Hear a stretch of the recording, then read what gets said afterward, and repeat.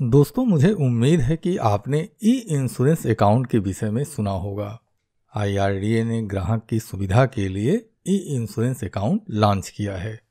लेकिन सवाल यह है कि ई इंश्योरेंस अकाउंट के जरिए ग्राहक को तो बेनिफिट होगा, लेकिन इसका असर जो जीवन बीमा अभिकर्ता हैं उनके ऊपर क्या होने वाला है। आज की इस वीडियो में हम इसी टॉपिक के ऊपर चर्चा करेंगे। तो चलिए आपके समय को नुकसान किए बिना इस वीडियो को शुरू करते हैं। सबसे पहले हम यह समझते हैं कि ई इंश्योरेंस अकाउंट के फायदे क्या हैं। तो दोस्तों, ई इंश्योरेंस अकाउंट के जरिए ग्राहक को बेनिफिट होगा। ग्राहक को फायदा क्या होगा? सबसे पहला फायदा होगा उसके डॉक्यूमेंटेशन का। आपको पता है, जब भी आप कोई जीवन बीमा पॉलिसी सेल करते हैं तो जो आपकी जीवन बीमा कंपनी है वह उस पॉलिसी का पॉलिसी बॉन्ड इशू करती है। लेकिन अभी इसमें थोड़ा सा बदलाव होने जा रहा है। अब जब जीवन बीमा पॉलिसी आप सेल करेंगे तो ग्राहक का पॉलिसी बॉन्ड इशू नहीं होगा। IRDA का कहना यह है कि जब भी ग्राहक को पॉलिसी सेल की जाएगी तो उसका एक ई अकाउंट क्रिएट किया जाएगा और ग्राहक के उस ई अकाउंट के अंदर उसका पॉलिसी बॉन्ड रिफ्लेक्ट करेगा। यानी कि जो फिजिकल फॉर्म में आप पॉलिसी बॉन्ड ग्राहक को देते थे, आने वाले समय में ऐसा नहीं होगा। हाँ, यह बात अलग है कि फ़िलहाल यह सुविधा दी गई है कि ग्राहक यदि चाहे तो वह पॉलिसी बॉन्ड पाने के लिए, मतलब फिजिकल पॉलिसी बॉन्ड पाने के लिए बोल सकता है। और अगर ग्राहक ग्राहक की अगर ऐसी रिक्वायरमेंट होती है तो जो बीमा कंपनी है वह ग्राहक का पॉलिसी बॉन्ड इशू करेगी और कस्टमर को सेंड करेगी। अच्छा, दूसरी महत्वपूर्ण बात यह है कि एक व्यक्ति के लिए एक ही ई अकाउंट क्रिएट होगा। कहने का मतलब यह है कि अगर एक कोई ग्राहक है, उसने LIC की पॉलिसी ली तो LIC ने उसका ई अकाउंट क्रिएट कर दिया। कल की डेट में या उसी डेट में सपोज दैट कि वह किसी दूसरी बीमा कंपनी से भी कोई पॉलिसी लेता है तो उसका दूसरा अकाउंट क्रिएट नहीं होगा, मतलब दूसरा ई अकाउंट क्रिएट नहीं होगा। तो आपको सावधानी यह जरूर बरतनी है कि अगर आप किसी ग्राहक का बीमा करने के लिए जा रहे हैं तो आप उससे ज़रूर यह चीज़ पूछ लें कि कहीं उसने दूसरे बीमा कंपनी से जो बीमा पॉलिसी ली है तो क्या उसका ई इंश्योरेंस अकाउंट क्रिएट हुआ है या नहीं हुआ है। इस पर बहुत सावधानी दें, क्योंकि अगर आप ऐसा नहीं करते हैं और ग्राहक दो अलग अलग बीमा कंपनियों से पॉलिसी लेता है और उसकी एक से ज़्यादा ई इंश्योरेंस अकाउंट क्रिएट होते हैं तो डेथ क्लेम के समय या फिर दूसरे भी तरह के क्लेम के भुगतान के समय ग्राहक को समस्या होगी और आपको ग्राहक को पेमेंट दिलाने में काफ़ी दिक्कत का सामना करना पड़ेगा। ई इंश्योरेंस अकाउंट के लिए जो दूसरी महत्वपूर्ण बात कही जा रही है, जैसे एक ग्राहक है वह कई पॉलिसियां लिया हुआ है, कई जीवन बीमा कंपनियों की पॉलिसियां लिया हुआ है, तो जब ग्राहक का ई इंश्योरेंस अकाउंट क्रिएट होगा तो उसके अंदर उसकी जितनी भी पॉलिसियां हैं, चाहे वह भविष्य में कोई नई पॉलिसी ले या पुरानी कोई जीवन बीमा पॉलिसी है उसके पास, वह सभी पॉलिसियां एक साथ ई इंश्योरेंस अकाउंट के अंतर्गत आ जाएंगी। अब ग्राहक को भुगतान करने, मतलब प्रीमियम का पेमेंट करने के लिए अलग अलग परेशान नहीं होना पड़ेगा। तो आने वाले समय में आप देखेंगे कि ग्राहक अपने सभी पॉलिसियों की प्रीमियम एक ही प्लेटफॉर्म के थ्रू पेमेंट कर पाएगा। ई इंश्योरेंस अकाउंट का तीसरा जो बड़ा फायदा बताया जा रहा है वह यह है कि क्लेम सेटलमेंट के समय ग्राहक को बेनिफिट होगा, सुविधा होगा। अब यह तो जितनी भी बातें मैंने बताई हैं ई इंश्योरेंस अकाउंट के जरिए ग्राहक को क्या बेनिफिट होगा, हम उसकी बात आपको बता रहे हैं। लेकिन यहाँ पर बहुत ही महत्वपूर्ण जानकारी है जो जीवन बीमा अभिकर्ता को ध्यान रखना चाहिए। वह क्या है, आइए मैं उसको भी क्लियर कर देता हूँ।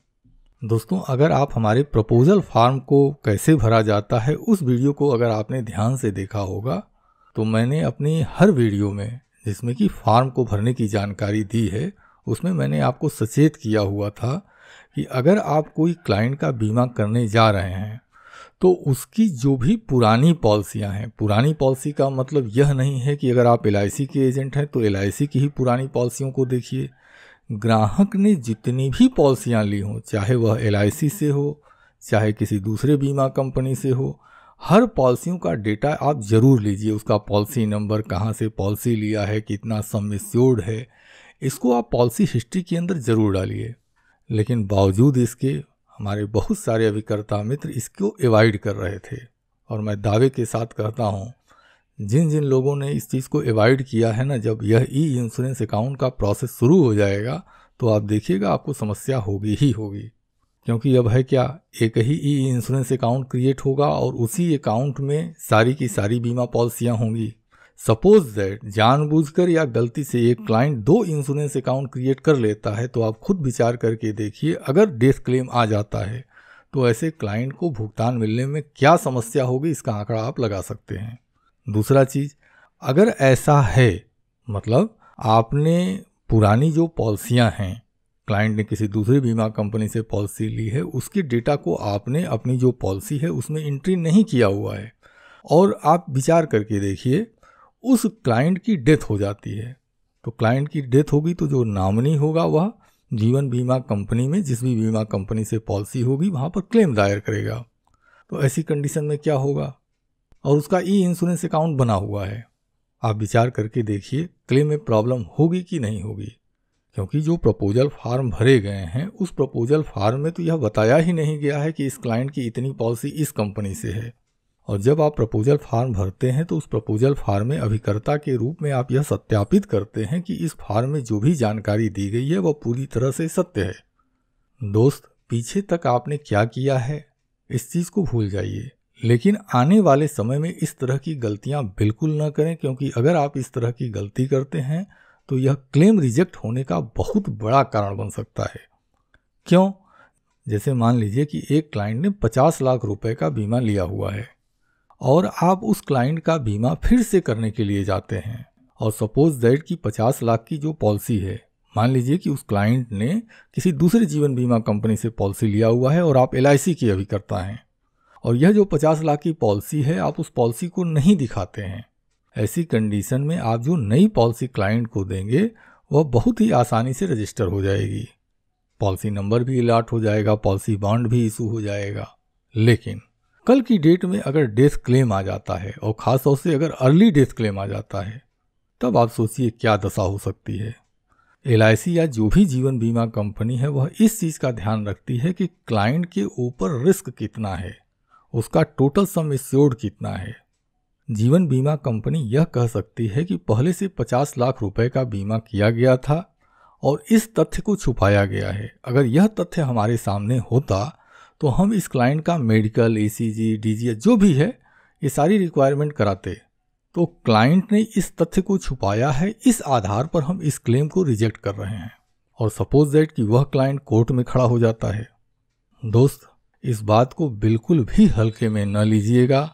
आगे से जब भी बीमा करना हो तो इस चीज़ का ध्यान जरूर रखेंगे कि क्लाइंट से आप बाकायदा आप पूछिए कि क्या उसने किसी दूसरे जीवन बीमा कंपनी से भी पॉलिसी ली है, अगर ली है तो उसका पूरा डेटा आप एंट्री कीजिए। यह आपकी सुरक्षा के लिए, आपकी एजेंसी की सुरक्षा के लिए बहुत ज़्यादा महत्वपूर्ण होगा। दूसरी देखिए महत्वपूर्ण गलती बहुत सारे अभिकर्ता करते हैं, वह होता है फैमिली हिस्ट्री का। और देखिए यह जो गलती है सिर्फ अभिकर्ता के कारण नहीं होती है, इसमें बहुत ज़्यादा इन्वॉल्वेशन क्लाइंट का भी होता है, लेकिन फिर भी इस चीज़ को ध्यान रखना चाहिए। जब आप फैमिली हिस्ट्री भरते हैं, प्रपोजल फार्म में जब फैमिली हिस्ट्री आप डालते हैं, सपोज दैट कि क्लाइंट ने 3 साल या 5 साल पहले बीमा पॉलिसी खरीदी थी, उस समय उसने अपने भाई का उम्र क्या दिया हुआ था।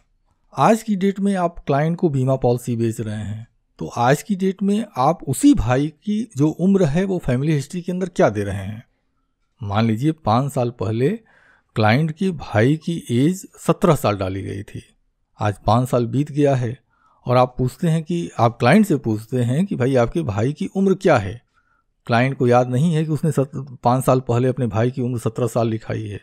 क्लाइंट बोल दिया 25 साल हो गई है और आप 25 साल लिख देते हैं।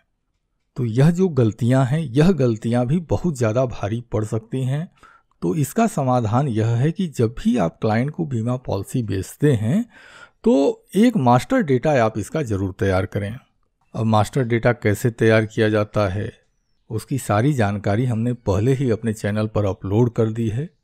इस वीडियो के डिस्क्रिप्शन बॉक्स में उस वीडियो का लिंक मैं आपको दे दूंगा, और बाई चांस अगर मैं भूल जाता हूं तो आप सभी से रिक्वेस्ट है कमेंट करके ज़रूर बता दीजिएगा, मैं उस लिंक को भी इसमें शामिल कर दूंगा।